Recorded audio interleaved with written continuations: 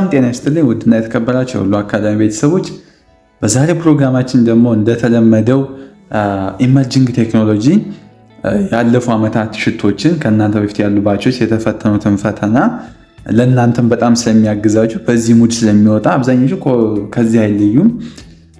ጀስት እንዴት መዘጋጀት እንዳለባችሁ ጀስት ይሄን ሰራችሁ ማለት 75% በቃ ለፈተናው ሬዲ ናችሁ ማለት ነው።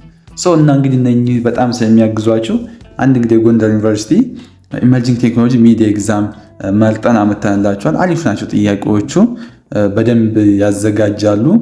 እንግዲህ ይህንን ጥያቄ ዛሬ አብረን እንሰራለን ማለት ነው። ሁላችሁም እንግዲህ በደንብ አቴንሽን ሰጣችሁ በደንብ ለመከታተል ሞክሩ። ይሄኛው ባይወጣ እንኳን በዚህ መልክ ስለሆነ ፈተና የሚወጣው አቴንሽን ስጡ። ወደ ክላሳችን እንግዲህ ቾይስ ኩዌሽን ነው። እንግዲህ መጀመሪያ ፓርት 1 ላይ ያለ ሁሉም ጥያቄዎች አንዳንድ ፖይንት ይይዛሉ ማለት ነው። እንግዲህ ኩዌሽኗ ምንድነው የሚለን which of the following is true about emerging technology። እንግዲህ ሲጀምር ገና ስለ ኢመርጂንግ ቴክኖሎጂ ትክክል የሆነው ሐሳብ የቱ ነው? እንግዲህ ባለፈው ፕራይቬት ክላስ ላይም ስንማር እንዴት እንደዚህ አይነት ጥያቄዎች ይመጣሉ እያልኩ እየነገርኳችሁ ነበር ካስታወሳችሁ። ይህም እንግዲህ ጥያቄ እንደዛ ነው ማለት ነው። ኤለም ይለናል it is used to describe new and continuous development of technology. B, it refers overall human evolution and development. C, it refers to the transformation of analog data processing to digital data processing. እንግዲህ ስለ ኢመርጂንግ ቴክኖሎጂ ከሚከተት ውስጥ እውነት የሆነ የት ነው የሚለው መልሳችን ምንድነው? ዲ ኦል ነው። እንግዲህ ኢመርጂንግ ቴክኖሎጂ ማለት በጣም ሰፊና ሁሉን አቀፍ ጽንሰ ሐሳብ ነው። እንግዲህ ስለሆነም ሁሉን የተሰጡትን አማራጮች ያካትታል። የጽንሰ ሐሳብ እንግዲህ አዲስና ቀጣይነት ያለው የቴክኖሎጂ እድገትን፣ በሰው ልጅ ዝግመተ ለውጥና እድገት ላይ የመጣውን ተጽዕኖ እንዲሁም ከድሮ የአናሎግ መረጃ አያያዝ ወደ ዘመናዊ ዲጂታል የመረጃ አያያዝ የተሸጋገረውን ሽግግር ይገልጽናል። ስለዚህ ኢመርጂንግ ቴክኖሎጂ እነዚህም ሁሉንም ገጽታዎች በማዕቀፍ የዘመናችን የቴክኖሎጂ ለውጥ በትክክል ይወክላል። መልሳችን ዲ ይሆናል ማለት ነው። ሁለተኛው which of the following is correctly matched። እንግዲህ በትክክል ማች የሆነው የትኛው ነው ይለናል። ከሚከተሉት ውስጥ በትክክል የተዛመደው የትኛውን? ኤ ፈርስት ኢንዱስትሪያል ሪቮሉሽን ስቲም ኢንጂን፣ ቢ ሰከንድ ኢንዱስትሪያል ሪቮሉሽን ኤሌክትሪካል ፓወር፣ ሲ ሰርድ ኢንዱስትሪያል ሪቮሉሽን ኮምፒውተር ሲስተም፣ ዲ ኦል።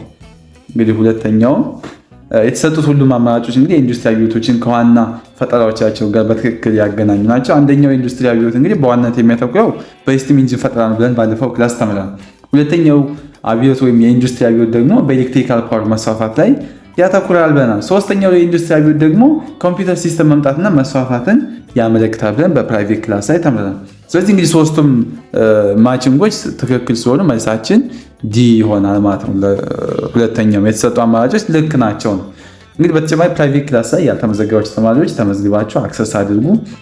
ብዙ ነገር እዛ ቪዲዮ፣ አማርኛና እንግሊዝኛ ኪውዝ፣ ብዙ ነገር ሌሎችን ተመሳሳይ እንደዚህ አይነት ፈተናዎች እስከነመልሶቻቸው እያመለጧችሁ ስለሆነ እነሱን እንዳታጡ፣ በትንሽ ነገር ምክንያት ከስኬታችሁ እንዳትደናቀፉ እንግዲህ እዛ ገብታችሁ ተመዝገቡ። ቴሌግራም ላይ አትሁሉ አካዳሚ ብላችሁ መመዝገቢያ ቦታ ላይ እዛ ተመዝግባችሁ አክሰስ ማድረግ ትችላላችሁ። እንቀጥል። ሶስተኛው ጥያቄ ደግሞ one of the following is not included under the list of currently available emerging technologies። እንግዲህ ከሚከተሉት ውስጥ አሁን ካሉት ኢመርጂንግ ቴክኖሎጂ ዝርዝር ውስጥ ያልተካተተ የቱ ነው ይለናል። አሁን ካሉት ኤ ብሎክቼን፣ ቢ ክላውድ ኮምፒውቲንግ፣ ሲ ስቲም ኢንጂን፣ ዲ ቢግ ዳታ። እንግዲህ መልሱ ሲ ነው፣ ስቲም ኢንጂን የሚለው። ጥያቄው እንግዲህ ምንድነው የሚለው በአሁን ጊዜ ያሉት ኢመርጂንግ ቴክኖሎጂ የሚመለከት ሲሆን የእንፋሎት ሞተር ስቲም ኢንጂን እንግዲህ ያለፈ ዘመን ቴክኖሎጂ ነው። ስቲም ኢንጂን እንግዲህ አንደኛው ኢንዱስትሪ አብዮት ፈርስት ኢንዱስትሪያል ሪቮሉሽን ላይ መለያ የነበረ ሲሆን እንደ ብሎክቼን፣ ክላውድ ኮምፒውቲንግ እና ቢግ ዳታ ያሉ ቴክኖሎጂዎች ደግሞ የዘመናችን አዲስ አሁን ኢመርጂንግ ቴክኖሎጂ ውስጥ የምንመድባቸው ነው። ስለዚህ ስቲም ኢንጂን አሁን ካለ ኢመርጂንግ ቴክኖሎጂ ምድብ ውስጥ አይካተትም። መልሱ ስቲም ኢንጂን ሲ ይሆናል ማለት ነው። አራተኛ in which stage of data processing cycle data is changing to produce data in a more useful form? A input፣ B processing፣ C output፣ D all። እንግዲህ መረጃ በማቀነባበሪያ ሂደት ውስጥ ዳታ ፕሮሰሲንግ ሳይክል ውስጥ እንግዲህ መረጃው ይበልጥ ጠቃሚ በሆነ መልኩ እንዲቀርብ የሚለውጠው በየትኛው ደረጃ ላይ ነው? በየትኛው ደረጃ? መልሱ ምንድነው? ቢ ነው፣ ፕሮሰሲንግ ነው። ባለፈው ፕራይቬት ክላስም ነግሬያቸዋለሁ። እነኚህ ነገሮች በደንብ ልዩነቱን አይተነዋል። የመረጃ ማቀናበሪያ ውህደት እንግዲህ ዋና ደረጃዎች አሉ። እነሱ ኢንፑት፣ ፕሮሰሲንግ እና አውትፑት ናቸው። በፕሮሰሲንግ ደረጃ ላይ ጥሬ መረጃ ወይም ሮው ዳታ ወደ ጠቃሚ መረጃ ወይም ኢንፎርሜሽን ለመቀየር የተለያዩ ስሌቶችና ትንታኔዎች እና ለውጦች ይደረጉበታል። ለምሳሌ ተማሪዎች የፈተና ውጤት በመጠቀም አማካይ ውጤታቸውን ማሳት ፕሮሰሲንግ ደረጃ ተግባር ነው። ስለዚህ ይህ ደረጃ እንግዲህ መረጃ ወደ ጠቃሚ እውቀት የሚቀየርበት ቁልፍ ቦታ ፕሮሰሲንግ ይሆናል ማለት ነው። መልሳችን እንዳትወዛገቡ። አምስተኛው ደግሞ ብላንክ ኦፍ ኤአይ ሲስተም አር ፈንክሽን ቤዝድ ኦን ፕሪዲፋይንድ ሩልስ ኤንድ ጋይድላይንስ። አምስተኛው ደግሞ የዳሽ ኤአይ ስርዓት አስቀድሞ በተቀመጡ ህጎችና መመሪያዎች ላይ ተመስርቶ የሚሰሩ ናቸው። ኤ ኮንቴክስት አዌርነስ ኤንድ ሪቴንሽን፣ ቢ ሩል ቤዝድ ሲስተምስ፣ ሲ ሪዝኒንግ ማሽንስ፣ ዲ ሰልፍ አዌር ሲስተምስ። እዚህ አምስተኛ መልሳችን ማን ይሆናል ማለት ነው? ማን ይሆናል? ሩል ቤዝድ ሲስተምስ ይሆናል። ሩል ቤዝድ ሲስተም ማለት የአርቲፊሻል ኢንተለጀንስ ወይም ኤአይ አንዱ አይነት ሲሆኑ ውሳኔዎች የሚሰጡት እንግዲህ በፕሮግራም አድራጊው አስቀድሞ በተቀመጡላቸው የኢፍ ዘን ህጎች ላይ ተመስርተው ነው። እነዚህ ስርዓቶች እንግዲህ ከልምድ መማር ወይም ከአዲስ ሁኔታ ጋር መላመድ አይችሉም። ይልቁንም በጥብቅ የተሰጣች መመሪያ ብቻ ይከተላሉ ነው። ስለዚህ መልሳችን ሩል ቤዝድ ሲስተም ቢ ይሆናል ማለት ነው። ቢ ሩል ቤዝድ ሲስተም የሚለው መልሳችን ይሆናል። ስድስተኛ Human machine interaction refers to the communication and interaction between human and a machine via blank. A. Networks. B. Communication. C. User interface. D. Satellite. ባለፈው ክላስ ላይ በደንብ ነግሬያቸዋለሁ። እንግዲህ በሰውና በማሽን መካከል ያለው ግንኙነት ወይም ሂውማን ማሽን ኢንተራክሽን የሚከናወነው በዳሽ በኩል ነው ይለናል። በዩዘር ኢንተርፌስ በኩል ነው። ስለዚህ መልሳችን ሲ በዩዘር ኢንተርፌስ በኩል ነው ብለናል።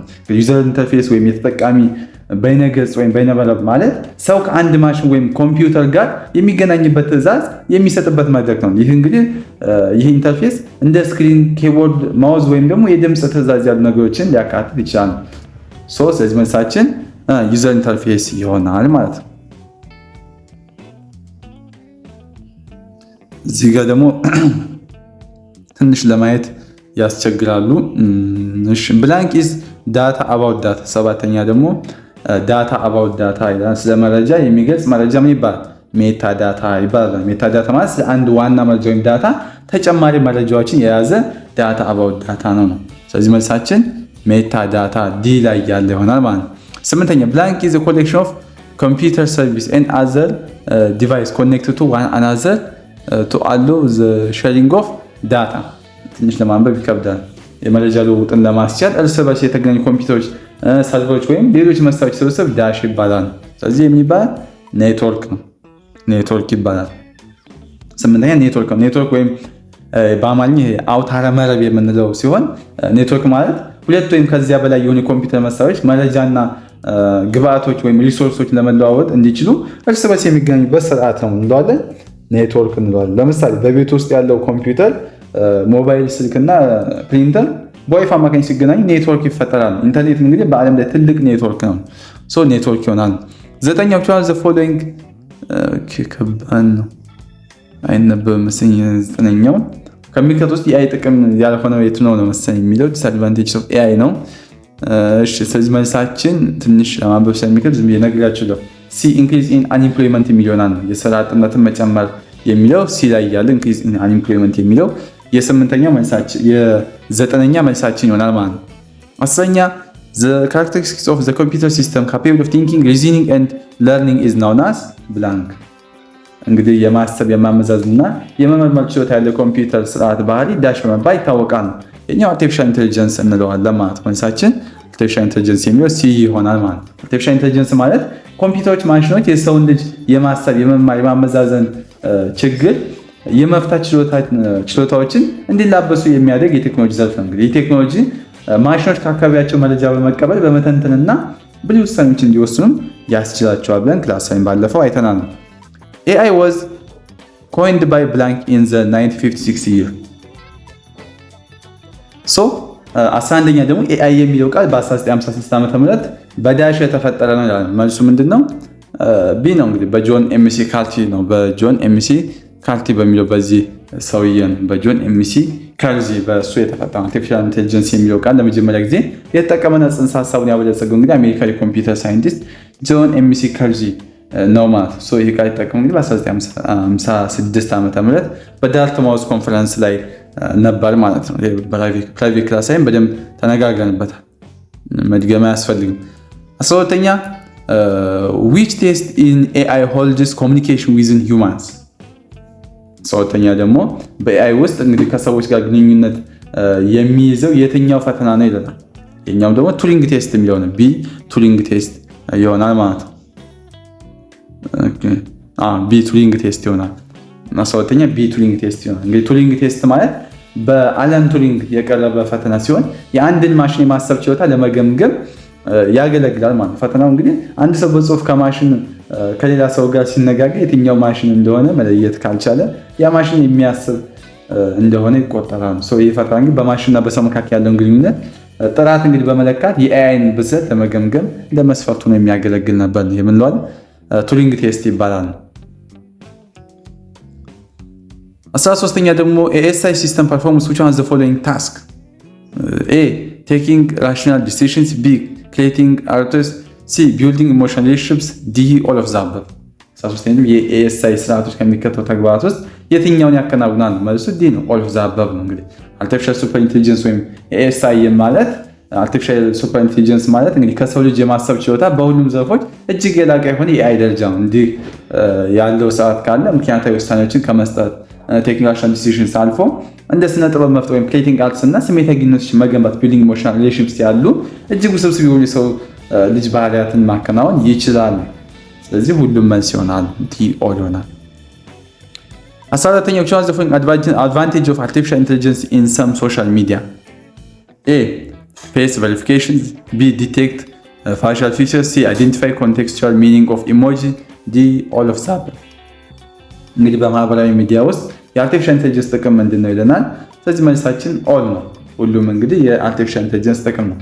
አርቲፊሻል ኢንተለጀንስ እንግዲህ በማህበራዊ ሚዲያ መስኮች ላይ በርካታ ጥቅሞች አሉት ነው። የፊት ገጽታን በመለየት ፎቶዎችን መለያ በመስጠት ወይም ፌስ ቬሪፊኬሽንስ የምንለውና የኢሞጂዎች አውዳዊ ትርጉሙን መረዳት ወይም አይዴንቲፋይ ኮንቴክስቹዋል ሚኒንግ ኦፍ ኢሞጂ የምንለው እናም ሌሎች የፊት ገጽታዎች መለየት ዲቴክት ፋሻል ፊቸርስ የኤአይ ቴክኖሎጂ ከሚያከናውናቸው ተግባሮች እንግዲህ መካከል ሁሉም የተጠቀሱት የእሱ ተግባር ናቸው ነው። ስለዚህ መልሳችን ኦል ኦፍ ዘ አበቭ የሚለው ዲ ይሆናል ማለት ነው። 15ኛው which of the following are the two main components of artificial intelligence? A. Agent and environment. B. Learning and reasoning. C. Knowledge and experience. D. None of the above.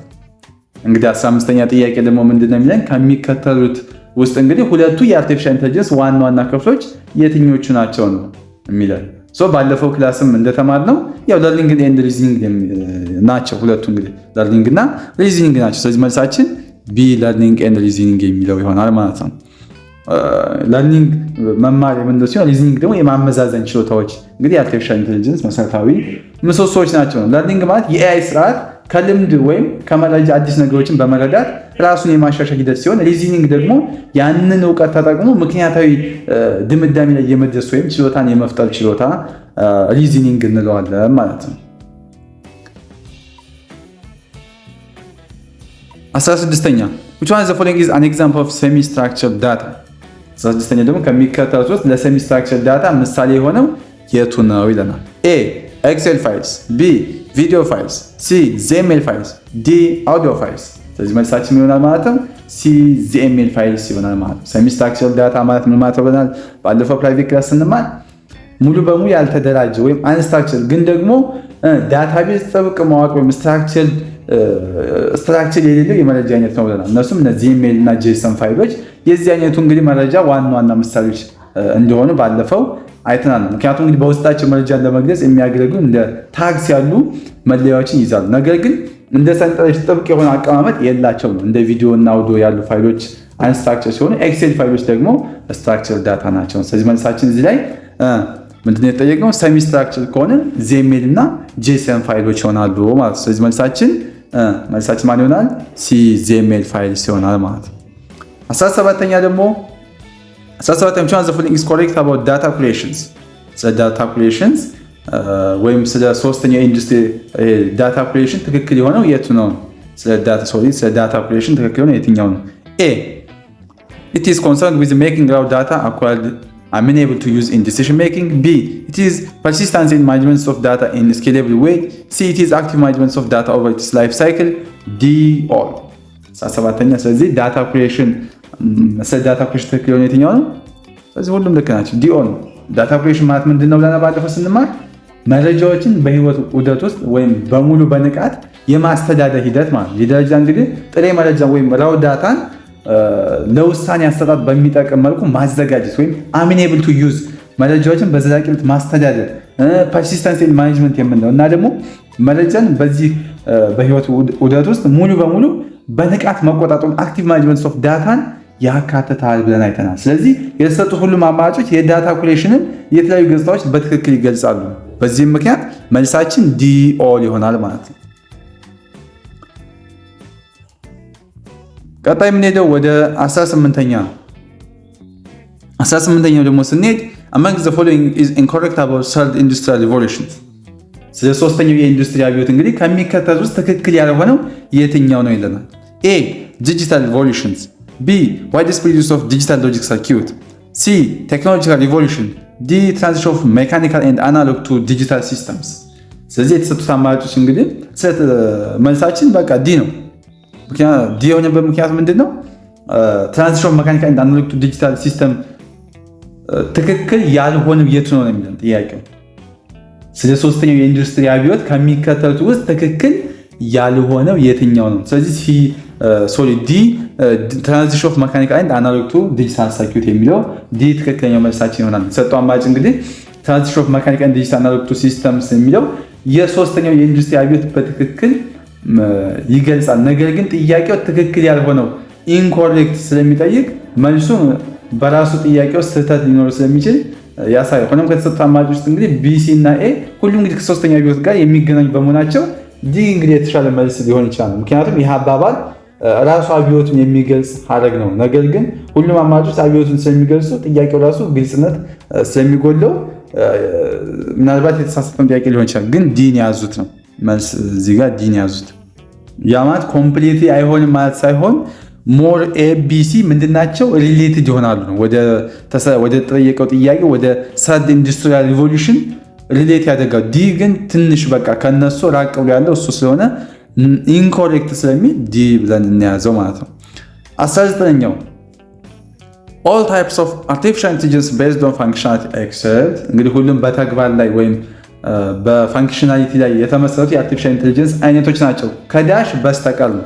ከዳሽ በስተቀር ኤ ሪአክቲቭ ማሽን ቢ ቲዮሪ ኦፍ ማይንድ ሲ ናሮ ኤአይ ዲ ሰልፍ አዌርነስ። ስለዚህ ባለፈው ፕራይቬት ክላስን በደንብ እንዳየ ነው ናሮ ኤአይ ይሆናል ማለት ነው። መልሳችን ሲ ናሮ ኤአይ ይሆናል። አርቲፊሻል ኢንቴሊጀንስ አይነቶች እንግዲህ በሁለት ዋና ዋና መንገዶች ይከፈላሉ ብለናል። እንግዲህ በተግባር ፋንክሽናሊቲ እና በችሎታ በካፓቢሊቲ ከፍለናቸዋል። እንግዲህ ሪአክቲቭ ማሽን ቲዮሪ ኦፍ ማይንድ ሰልፍ አዌርነስ በተግባር የተመሰረቱ ክፍሎች ናቸው። ናሮ ኤአይ ግን በችሎታ የተመሰረተ ክፍል ሲሆን አንድ የተወሰነ ተግባር ብቻ ማከናወን የሚችል የኤአይ አይነት የሚያመለክተን ነው ማለት ነው። ናሮ ኤአይ እንግዲህ ከሌሎች አማራጮች የተለየ የምድብ መስፈርት ስለሆነ መልሳችን ናሮ ኤአይ ይሆናል።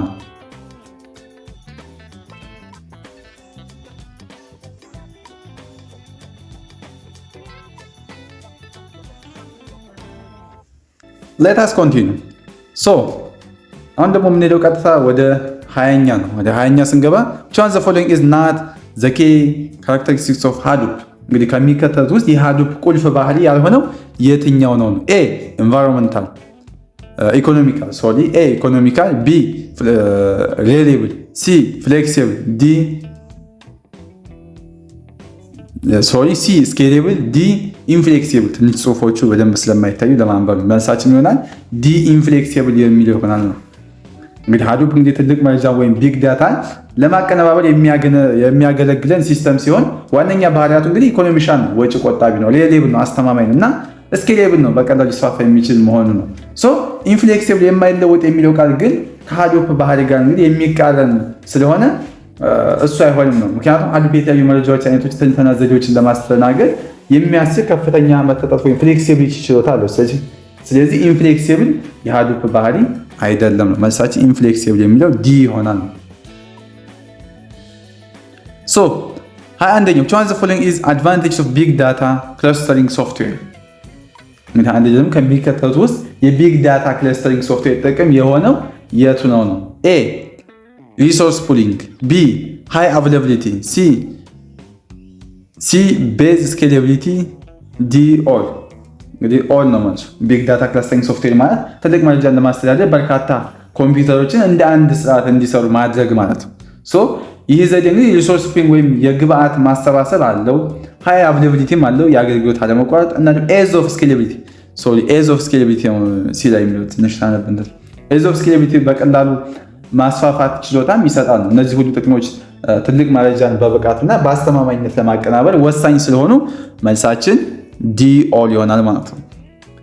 ሁለተኛ why we say velocity is the main characteristics of what big data እንግዲህ velocity የቢግ ዳታ ዋና ባህሪ ነው የምንለው ለምንድን ነው? A because of refers types format as well as source of data. B because it refers to uncertainty of the data. C because it refers to generation and processing speeds of the data. D because of it refers to lifetime of the data. እዚህ መልሳችን ምንድን ነው? C ይሆናል ማለት ነው። because of it refers to generation and processing speeds of the data.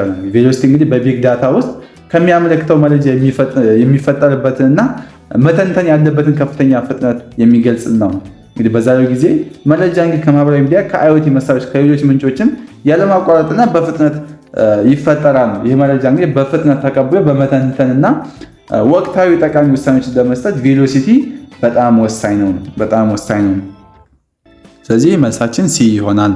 23ኛ identify the correct orders of the data value chain process እንግዲህ የዳታ value chain ሂደትን ትክክለኛ ቅደም ተከተል ለይ ነው። ስለዚህ መልሳችን ማይሆናል ኤ ይሆናል። አናላይዝ ይደረጋል አኩሴሽን፣ ኩሌሽን፣ ስቶሬጅ፣ ዩዜጅ የዳታ value chain ትክክለኛ ቅደም ተከተል መረጃን እንግዲህ ወደ ጠቃሚ ስቴት የመቀየር ሂደትን ያሳያል። ደግሞ እንግዲህ አኩሴሽን መረጃን መሰብሰብ ይጀምራል። በመቀጠል አናላይዝ ይደረጋል። ኤ ላይ ምንድነው አናላይዝ ይደረጋል። ከዛ ይሄኛው ጥያቄ ትንሽ 23ኛ የሆነ ኤረር አለበት። በሞጁል መሰረት እናንተ ቼክ አድርጉት። ግን ዋናው ነገር ብዙ ጊዜ እኛ ፕሮጀክት ስንሰራ መጀመሪያ አኩሴሽን ነው የሚካሄደው። አኩሴሽን ማለት ምንድነው? ኮሌክቲንግ ዳታ ነው። ከዩዘር ሊሆን ይችላል፣ ከሴንሰር፣ ከኤፒአይ ዳታን ኮሌክት እናደርግ። መጀመሪያ አኩሴሽን ይመጣል። ከዛ ኩሌሽን ነው። ኩሌሽን ማለት ደግሞ መጀመሪያ ኮሌክት ያደረገውን ዳታ ኦርጋናይዝ ማድረግ፣ ክሊን ማድረግ፣ ቫሊዴት ማድረግ ምን እንለዋለን? ኩሌሽን እንለዋለን። ስቶሬጅ ደግሞ ከዛ ክሊን ካደረግን በኋላ ኦርጋናይዝ ካደረግን በኋላ ቫሊዴት ካደረግን በኋላ ያን ዳታ ሴቭ እናደርጋለን። ሴቭ አድርገን ዳታ ቤዝ ወይም ዳታ ዌርሃውስ ላይ የምናስቀምጥበት ስቶሬጅ ይባላል። አናላይዝ ነው። አናላይዝ ማለት ደግሞ ያስቀመጥነውን ዳታ በስታቲክስ በኢሜል በኩዌሪ መልክ ምን እናደርገዋለን? ኢንሳይቶችን ኤክስትራክት እናደርጋለን ማለት ነው። ሌላው ደግሞ ያንን ካደረግን በኋላ ኢንተርፕሬት እናደርጋለን። ሪዛልቱን ሜኪንግ ሚኒንግፉል ኢንፎርሜሽን ወይም አንደርስታንዲንግ ሪዛልትስ እናደርጋለን። ኢንተርፕሬት እናደርጋለን። ከዛ ካለቀ በኋላ ዩዜጅ ነው። በዚህ መልክ ነው የሚቀመጠው። እዚህ ጋር ግን ትንሽ እንትን ብሏል። የሆነ ኦርደሩ ልክ አይመስልም። በዛ ልክ ያዙት። ሌላው 24ኛው ትራንስፈሪንግ ካራክተሪስቲክስ ኦፍ ቢግ ዳታ ኢዝ ዲስክራይቢንግ ዳታ ኢዝ ላይቭ ስትሪሚንግ ኦር ኢን ሞሽን። ያቸው የኛው ደግሞ 24ኛ ዳታ ላይቭ ስትሪሚንግ ኦር ኢን ሞሽን የሚለውን የሚገልጸው የቢግ ዳታ ባህሪ የቱ ነው? ያው አይተነዋል ባለፈው አይደል? ቬሎሲቲ የሚለው ነው አይደል? ቬሎሲቲ ወይም ይህ አባባል እንግዲህ ቬሎሲቲ ባህሪን በትክክል ይገልጻል። ቬሎሲቲ ማለት መረጃን ያለማቋረጥ በእንቅስቃሴ ላይ ወይም ኢንሞሽን መሆኑን ያመለክታል። ይህ መረጃ እንግዲህ በፍጥነት መፈጠሩና መተላለፉን ያሳይናል። ለምሳሌ በማህበራዊ ሚዲያ ላይ የሚለቀቁ ፖስቶች ወይም ከሴንሰሮች የሚመጡ መረጃዎች በላይቭ ስትሪሚንግ መልክ ያለማቋረጥ ይፈሳሉ። ይህ ቬሎሲቲን የሚገልጽ ነው። በዚህ መልሳችን ሲ ይሆናል ነው። 25ኛ ደግሞ what levels of artificial intelligence maturity has been described as what do I need to know? የኛው ደግሞ እንደሚለን what do I need to know የሚለውን የሚገልጸው የአርቲፊሻል ኢንተለጀንስ ብስለት ደረጃ የቱ ነው ይልናል። ያው ኖቲፊኬሽን ነው አይደል? ሰጀሽን አይሆን አውቶሜሽን፣ ፕሪዲክሽን፣ ኖቲፊኬሽን።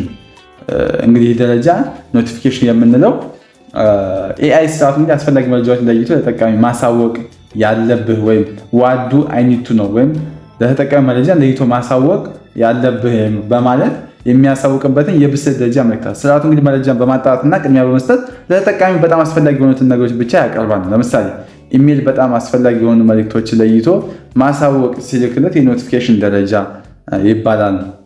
እዚህ ኖቲፊኬሽን የምትለው መልስ አለች ነው። 26ኛው which levels of AI has been describing as AI systems or machines can react contextually within humans? እንግዲህ ከአካባቢ መረጃን የሚቀበል AI ስርዓቶች 26ኛ ላይ ነው። 26ኛ ማለት AI systems or machines can react contextually with humans የሚለውን የሚገልጸው የአይ ደረጃ የትኛው? ስቴጅ 3 ነው። ስቴጅ 3 እንግዲህ የአይ ብስለት ደረጃ ሲሆን ማሽኖች እንግዲህ የሰውን ስሜት አውድና ፍላጎት በመረዳት ምላሽ መስጠት የሚችሉበት ደረጃን ያመለክታል። በዚህ ደረጃ እንግዲህ ኤአይ ከሰው ጋር እንግዲህ ተፈጥሯዊ የሚመስል መስተጋብር መፍጠር ይችላል። ለምሳሌ እንደ ሴሪ ወይም አሌክሳ ያሉ ዲጂታል ረዳቶች እንግዲህ ተጠቃሚውን የድምፅ ቃና በመረዳት ተገቢውን ምላሽ ሲሰጡ እንግዲህ የዚህ ደረጃ ነው። ስለዚህ ስቴጅ 3 ይሆናል ማለት ሲ ስቴጅ 3 የሚል ይሆናል። 28ኛ ደግሞ ብላንክ ዩዝ ቱ ኮምባይን ዘ ሪሶርስ ኦፍ ሜኒ ስሞለር ማሽንስ። 28ኛ ደግሞ ሶሪ 27ኛ አለ 27ኛ which was for layer of AI system can perceive information from the surrounding or environment። 27ኛ ከአካባቢ መረጃን የሚቀበል የኤአይ ስርዓት ንብብር የቱ ነው ይላል። ይሄ ሴንሲንግ ሌየር ነው። ሴንሲንግ ሌየር እንግዲህ የኤአይ ስርዓትን ከአካባቢ መረጃ የሚሰበስብበት የመረጃ ሌየር ነው። ይሄ ሌየር እንግዲህ እንደ ካሜራ፣ ማይክሮፎን እና ሌሎች ሴንሰሮች ያሉ መሳሪያዎች በመጠቀም እንግዲህ አካላዊ መረጃዎችን ወደ ዲጂታል መረጃ ይቀይራል። ስለዚህ መልሳችን ይሆናል ማለት ነው ኤ ነው። ኤ ሴንሲንግ ሌየር ይሆናል። ኤ ሴንሲንግ ሌየር የሚለው መልሳችን ነው። 28ኛ ብላንክ ዩዝ ቱ ኮምባይን ዘ ሪሶርስ ኦፍ ሜኒ ስሞለር ማሽንስ። 28ኛ ደግሞ የብዙ ትናንሽ ማሽኖች ግብአት ለማጣመር የሚያገለግለ ምንድነው? ይሄ ሃዱፕ ነው። ሃዱፕ ነው መልሳችን ሃዱፕ ነው። ሃዱፕ እንግዲህ በርካታ የኮምፒውተሮች ማሽኖችን በማቀነባበር እና የማከማቸት አቅም በማጣመር እንደ አንድ ኃይለኛ ኮምፒውተር እንዲሰራ የሚያደርግ የሶፍትዌር ማዕቀፍ ወይም ፍሬምወርክ ነው። ሃዱፕ ይህ ዘዴ እንግዲህ ትልቅ መረጃ ወይም ቢግ ዳታን በዝቅተኛ ወጪና በብቃት ለማስተዳደር ለመተንተን ያስችለናል ማለት ነው። 29ኛ in which types of industry the teaching and nursing service are belonged። 29ኛ የማስተማርና የነርሲንግ አገልግሎቶች በየትኛው ኢንዱስትሪ አይነት ውስጥ ይመደባሉ ነው የሚለው። ቴሪሸሪ ውስጥ ነው። ቴሪሸሪ ወይ ሶስተኛ ደረጃ ኢንዱስትሪ ውስጥ ይመደባሉ። እንግዲህ ቴሪሸሪ ኢንዱስትሪ እንግዲህ በዋነኛነት የሚያተኩረው ምርቶችን ከማምረት ይልቅ አገልግሎቶች ወይም ሰርቪሶችን በመስጠት ላይ ነው። እንደ ትምህርት፣ የጤና፣ ነርሲንግ፣ ንግድ፣ ባንክና ቱሪዝም ያሉ ዘርፎችን በዚህ ምድብ ውስጥ ያካትታል ነው። ፕራይመሪ ኢንዱስትሪ ደግሞ ጥሬ ዕቃዎችን ለምሳሌ ግብርና እና የግብርና ውጤቶች ላይ ዲፔንድ ይሆናል። ሰከንደሪ የምንለው ደግሞ ጥሬ ዕቃዎችን ወደ ምርት ለምሳሌ ፋብሪካን አይነት እዛ ውስጥ ይመደባል ብለናል። 30ኛ ስለዚህ የኛው ይሆናል ማለት ነው። ሶስተኛ ቴሪሸሪ ዲ ይሆናል ማለት ነው። 30ኛ in Hadoop ecosystem which was the following is to transfer event data into HDFS። እንግዲህ በሃዶፕ ኢኮሲስተም ውስጥ የክስተት መረጃ ወይም ኢቨንት ዳታን ወደ HDFS ለማስተላለፍ ከሚከተሉት ውስጥ የቱ ያገለግላል? ይሄ ፍሉም ነው። ለዚህ የሚያገለግል እቺ ፍሉም ነች። ፕራይቬት ክላስ አይተናታ። አፓች ፍሉም እንግዲህ በሃዶፕ ኢኮሲስተም ውስጥ ትልቅ መጠን ያለው የሎግ ወይም ኢቨንት ዳታ ከልዩ ልዩ ምንጮች በመሰብሰብ ወደ HDFS ወይም ሃዶፕ ዲስትሪቢዩትድ ፋይል ሲስተም በአስተማማኝ ሁኔታ ለማስተላለፍ የሚያገለግል መሳሪያ ነው ብለን አይተናል። እንግዲህ በተለይም እንደ ዌብ ሰርቨሮች ካሉ ምንጮች የሚመጣን ቀጣይነት ያለው መረጃ ወይም ስትሪሚንግ ዳታ ለማስተዳደር በጣም ጠቃሚ ነው። እንግዲህ ዛሬ የተዘጋጀው ሚድ ኤግዛም እዚህ ላይ ያበቃል። በጣም ጥሩ ቆይታ እንደነበረን እንደወደዳችሁትም ብዙ እውቀት እንደሸመታችሁበት ምንም ጥርጥር የለንም። እንግዲህ በተጨማሪ ቴሌግራማችን አቱላ አካዳሚ ሰብስክራይብ አድርጉ፣ ዩቲዩባችንም ሰብስክራይብ አድርጉ። እንዲሁም ቪዲዮ ስንለቅ እንዲደርሳችሁ የኖቲፊኬሽን ምልክት ኦን አድርጉ። ሀሳብ አስተያየታችሁን ኮሜንት ሴክሽን ላይ ጻፉልን። በተጨማሪም ለፍሬሽማን ጓደኞቻችሁ ሼር በማድረግ ቤተሰቦቻችን ሁኑ። እንግዲህ በቀጣይ ቪዲዮ እስክንገናኝ ድረስ ቸር ሰንብቱ። ከዚህም በተጨማሪ ሁሉንም ኮርሶች በደንብ በጥራት ተብራርተው በተሰሩ ቪዲዮዎች አማርኛና እንግሊዝኛ ኖት፣ ኩዊዝ፣ የተለያዩ የሁሉም ዩኒቨርሲቲ ሚድና ፋይናል ፈተናዎች ከነመልሶቻቸው፣ የሲኒየር ተማሪዎች ምክር፣ ሜንቶርሺፕ እነኝን ከላይ የተዘረዘሩትን ሁሉንም በአንድ ፓኬጅ በቴሌግራም ቻናላችን አቱሎ አካዳሚ ላይ በፕራይቬት ክላስ ተዘጋጅቶ ይጠብቆታል። ከእርሶ የሚጠበቀው አንዴ ብቻ ተመዝግበው ሙሉ ሴሚስተሩን መማር ብቻ ነው።